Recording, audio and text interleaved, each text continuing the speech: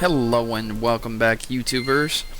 I am Protomario, and today we are reviewing Tactics Ogre, the Knight of Lodis for the Game Boy Advance. Now, I'm recording this on the Game Boy Advance player for the GameCube, so please do pardon the style of recording because it can only go up to 480i. But this is the most clear way to record this game. Encounter.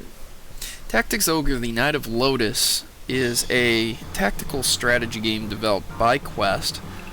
It was originally released by Nintendo in Japan in 2001 on Game Boy Advance, then later released by Atlas in North America 2002. Atlas is one of my favorite independent developing companies, and it is an excellent company to say the least. Strike that. It is not a developing company. It is a publishing company, an independent publishing company. Quest is the developing company. Like Tactics Ogre, Let Us Cling Together, Tactics Ogre, the Knight of Lodis features a party-based tactical combat on an isometric playing field. The player has limited control outside of the battle and is only provided extremely limited movement on the world map, a shop function, an options menu, and an option to participate in a training session in which the player pits his own forces against each other in order to gain XP. Characters can be hired and acquired through combat and are interchangeable classes through a wide array of weapons and equipment and magical spells. How about that, guys?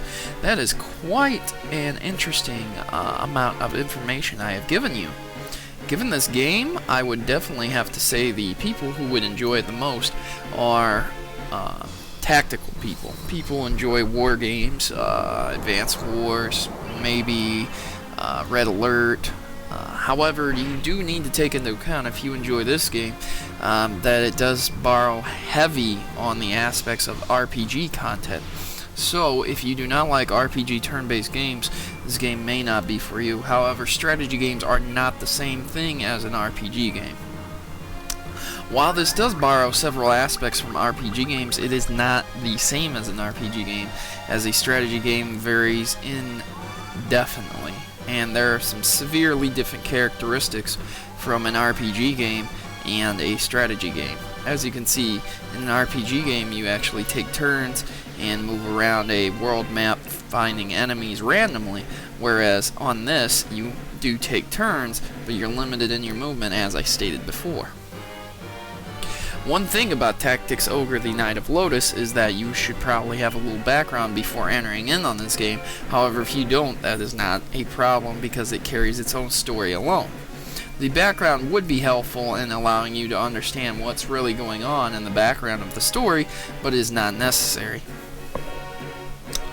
One thing important though about this is that if you are not good at these games and you do not like to lose units permanently, you should probably be very careful to play this or practice a lot before you actually engage in several battles. Saving frequently is your friend on this, and there is a quick save function in the middle of battle as well. But do take note, if you save in the middle of battle and you start from a different game, that battle is lost. Therefore, you would have to do the whole battle over again if you quick saved halfway through it and you started up your other save file. This game is very slow, very hard to grasp, very hard to get good at, and it takes some serious dedication and playtime to actually progress in it. However, if you're willing to put in a few hours every day, or possibly pick it up every 15 minutes, you know, maybe you're on the train, maybe you're on the bus to school, maybe you're in college waiting for class, this is a great game to pick up, suspend the battle, carry on with it later on.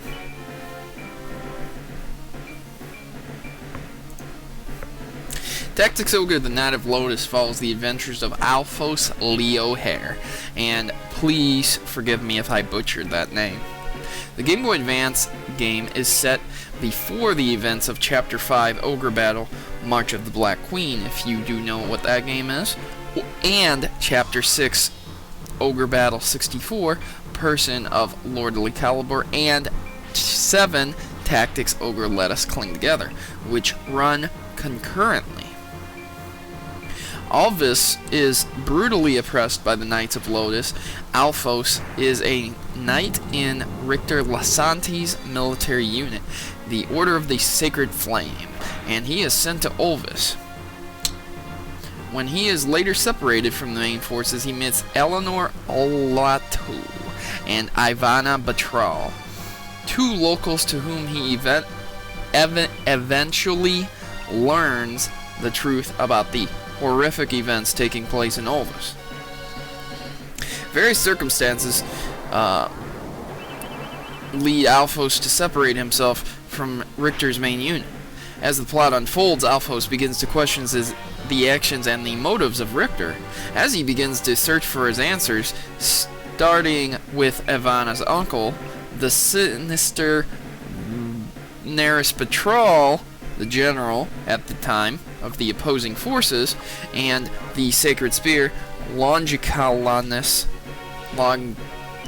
I could never ever say that. The Sacred Spear that pierced Jesus' side, which is the only instrument that can pierce the skin of a fallen angel, Shahar, is later intricated to the story. It is later revealed that Richter initially knew about the Sacred Spear and wanted to obtain it for the Lotus Empire. About halfway through the game, the player is presented to two choices, which eventually leads to either one course of action or another course of action happening. Do take note, before this choice you should probably save, because depending on your choice depends on who joins you, different battles that you'll take place in, and the ending. Now, this choice only occurs one time in the game, and it's fairly early on. I would not say halfway. I would say 1/4 of the way through. But that's pretty much it.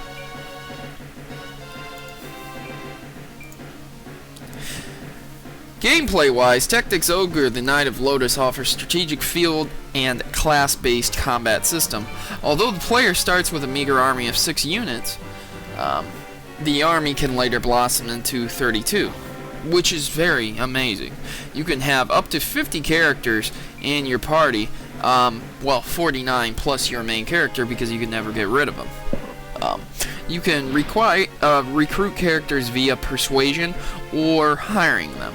Hiring them is obviously the easier way, and if you do choose to persuade an enemy, you can only persuade certain enemies. Duke Knights, bosses, and demons, and other very interesting units cannot be persuaded. However, some really cool units can. Dragons, imps, and other very interesting units that you're able to acquire. Persuasion is a very difficult technique to master, and even at your best you can only persuade up to 49%, so that means you have about a 1 and 2 chance of getting that unit. However, it is a flip of a coin, and I have persuaded someone at 1% before, so it is all about luck. The game's playable units are divided into several categories: humans, demi-humans, dragons, beasts, the undead, transcendent beings, and denizens of the netherworld. The human class is the only category with interchangeable jobs, with each class being marked by a required multiple of required statistics and often an emblem. Some classes are unlocked by a certain sex, while other classes are derived for special characters, such as fallen angels, angel knights, generals, things like that. Emblems are quite interesting, and something that I think several games could benefit from. Depending on your ability and how you do things, there are a good portion of emblems that you can acquire. I'm not 100% sure on the grand total, but it is a good amount. I would definitely say it's at least 20 to 25 emblems, if not more. These emblems are kind of akin to things like challenges or commendations, where you would maybe attack a person 15 times from the front, or successfully attack them from behind 3 times. Or not behind, but from the side 3 times. Or maybe you were resurrected after you were after you were killed on the battlefield. This would give you the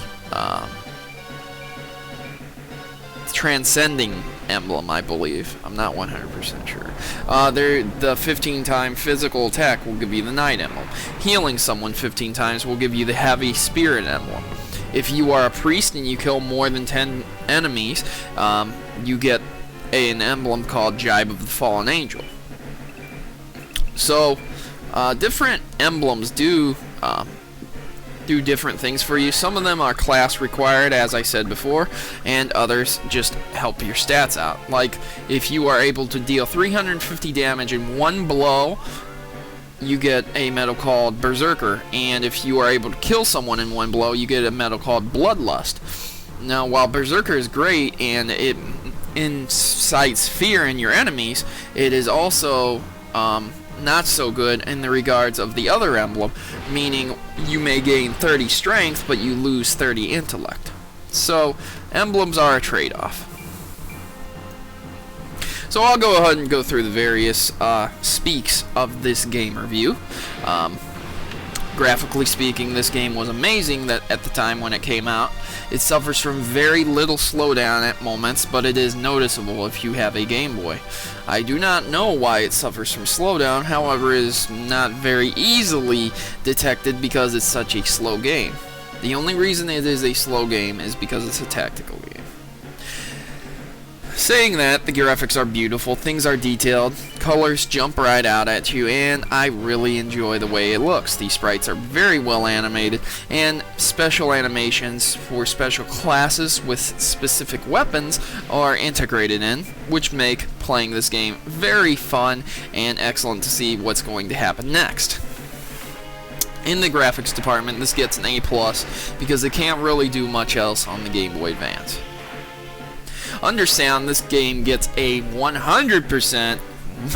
If I could give it more, I would. The sound and the music is excellent, and as always, Atlas always offers a CD in conjunction with this. So if you can find the CD with this, it is a great CD, or you could always download the MP3s as long as you give credit to the composer.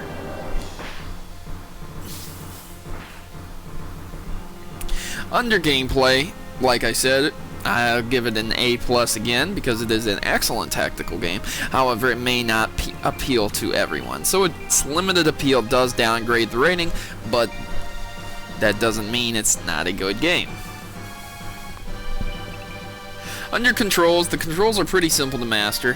Few buttons do few things, and you can get the hang of them pretty quickly early on. There is a tutorial mode that guides you through a few levels, and a few little things happen to help guide you as you go through along as well. It's not very noticeable that you're in a tutorial mode. Under controls, this gets an A+. There's no lag time, there's nothing bad going on, and it's pretty easy to figure out what you're doing. Under plot and gameplay, the story behind this game is deeply religious, so if you are offended by religion in any way, shape, or form, I would not suggest that you play this game. However, that does not mean you cannot enjoy it, even if you are not religious. The religious implications may not be 100% true, and they may be fairly fabricated, but that does not mean it does not make for a great game or a great story. Under gameplay, multiple replays through can warrant better endings, different endings, and different characters acquired, making this game an excellent game to play through more than one time, and creating tons and tons of gameplay value. You may be playing this game from 1 month to 6 months to even a year. Overall, this game gets 100%, a perfect 10 from me, and from several different other game companies and reviewing magazines, it has received 9.5, 9.75, 10s, and is just an excellent game all around.